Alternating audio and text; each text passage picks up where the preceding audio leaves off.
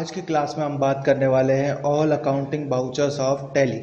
कहने का मतलब ये है कि टैली के अंदर कौन कौन से बाउचर्स का यूज़ किया जाता है ट्रांजैक्शन करने के लिए। आज हम उस पर बात करेंगे। तो ये सेकंड यूनिट का टॉपिक है जो मैं आपको आज बताने जा रहा हूँ। इसको कवर करेंगे आज की क्लास में हम।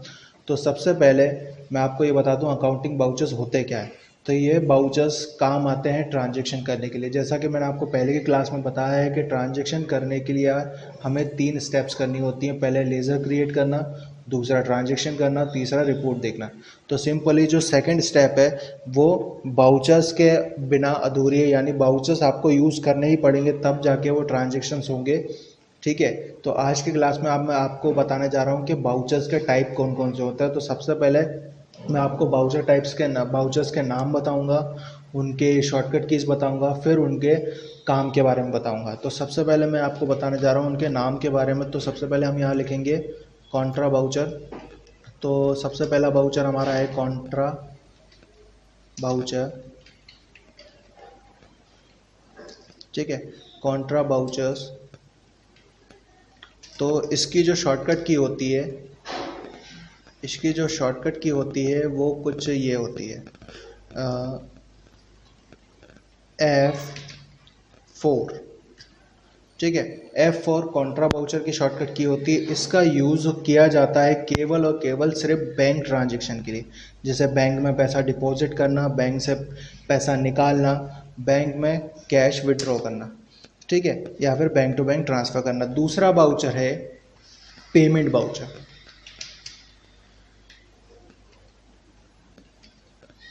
ठीक है, दूसरा बाउचर है पेमेंट बाउचर। इसकी शॉर्टकट की होती है F5। ठीक है, इस बाउचर का यूज़ किया जाता है पेमेंट करने के लिए। तो पेमेंट करने के लिए बाउचर का यूज़ किया जाता है, जैसे कि फॉर एग्जांपल हम मान लेते हैं कि मनीष को 2000 रुपये देने हैं। तो आप किस बाउचर से दोगे? तो मनीष को दिए जाएंगे 2000 रुपये पेमेंट बाउचर से। ठीक है। और तीसरा बाउचर है हमारा रिसिप्ट बाउचर।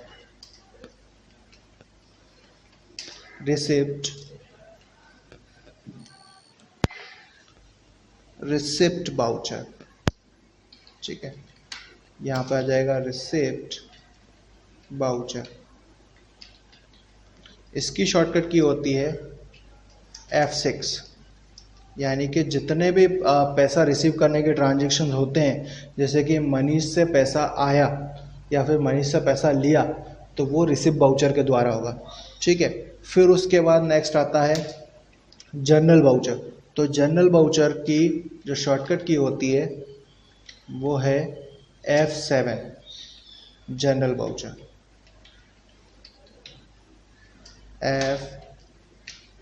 F7।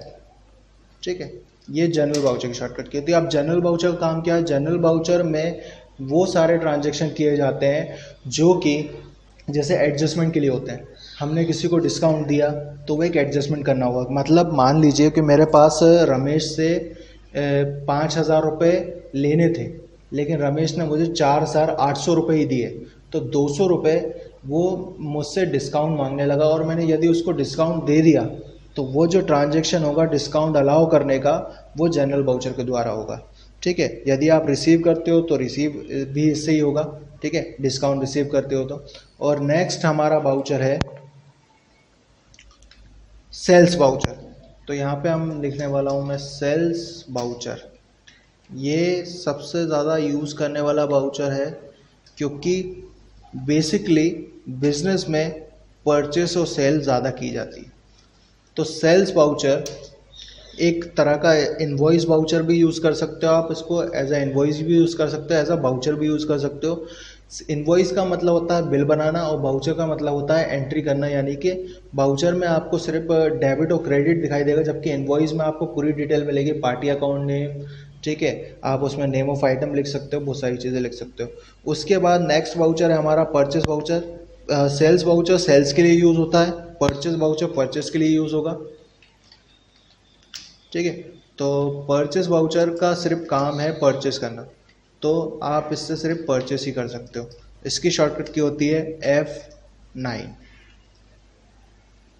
ठीक है, F9 इसकी शॉर्टकट की रहेगी। उसके बाद जो नेक्स्ट बाउचर होते हैं हमारे, वो एक एडजस्टमेंट करने के लिए होते हैं। कहने का मतलब ये है कि यदि आपने परचेस किया है तो आप परचेस रिटर्न कैसे करोगे। तो जैसे मैंने मान लीजिए मैंने पहले सेल्स वाउचर लिख दिया तो, और मैंने सेल किया माल को उधार में या क्या कैश में, यदि किसी ने मुझे माल वापस लौटा दिया तो मैं वापस कैसे लूँगा, तो उसको लूँगा सेल्स रिटर्न बाउचर से। तो सेल्स रिटर्न बाउचर यानी कि क्रेडिट नोट बाउचर, तो उसको हम यहाँ लिखेंगे सेल्स रिटर्न को बोलते हैं क्रेडिट नोट, ठीक है, credit note voucher, credit note voucher, ठीक है। इसकी शॉर्टकट की होती है कंट्रोल के साथ F8, ठीक है। ये क्रेडिट नोट बाउचर कहलाता है। तो कंट्रोल के साथ F8, ठीक। यदि अगर मैंने माल उधार में किसी से बेचा, किसी से खरीदा, या फिर मैं उसको कैश में मैंने खरीदा और मैं उसको रिटर्न करना चाह रहा हूँ, तो वो रिटर्न कैसे करूँगा, तो वो रिटर्न करने के लिए होता है यहाँ पर डेबिट नोट। तो इसको बोलते हैं डेबिट नोट यानी कि परचेस रिटर्न, ठीक है। यदि आप टैली में काम कर रहे हो तो इसको आपको यहाँ पर डेबिट नोट ही बोलना होगा, क्योंकि यहाँ पर ये डेबिट नोट के नाम से ही जाना जाता है। लेकिन अगर आपसे कोई बोलता है कि आपको परचेस रिटर्न करना है तो भी डेबिट नोट ही किया जाएगा, या डेबिट नोट करना है तब भी परचेस रिटर्न ही होगा, मतलब कि दोनों का मतलब सेम ही है, ठीक है। उसके बाद मैं आपको बता रहा हूँ एक और बाउचर है जो कि रहेगा अपना रिवर्सिंग जर्नल। रिवर्सिंग जर्नल का काम ये होता है, ये एक एडजस्टमेंट बाउचर होता है। एडजस्टमेंट बाउचर मतलब कि इसमें वो खर्चे नोट किए जाते हैं जो हमारे लिए हमारे बिज़नेस के अकॉर्डिंग इतने महत्वपूर्ण या फिर हमारे बिज़नेस पे इतना इफेक्ट नहीं डालते, लेकिन हम याददाश्त के तौर पर इन्हें नोट करना चाहते हैं, तो वो खर्चे हम यहाँ पे नोट कर सकते हैं, ठीक है। और इसकी शॉर्टकट की होती है F10। लेकिन याद रखिएगा जब तक आप फीचर ऑन नहीं करेंगे तब तक ये काम नहीं करेगा। तो मैंने यहाँ पे F10 रिवर्सिंग जर्नल लिखा हुआ है।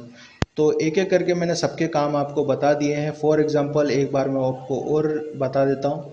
कॉन्ट्रा बाउचर सिर्फ बैंक से रिलेटेड काम के लिए यूज़ होता है, ठीक है। पेमेंट बाउचर का काम पेमेंट करना होता है, और कैश में फिक्स एसेट परचेस करना होता है।